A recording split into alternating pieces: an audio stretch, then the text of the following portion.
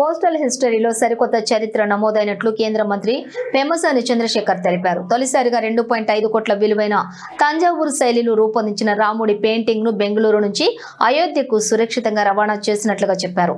800 కేజీల బరువున్న ఈ చిత్రపటాన్ని 5 రాష్ట్రాల మీదుగా 1900 కిలోమీటర్ల దూరానికి తీసుకెళ్లినట్లుగా పేర్కొన్నారు. పోస్టల్ సిబ్బంది సామర్థ్యం, అంకిత భావానికి ఇది నిదర్శనమన్నారు.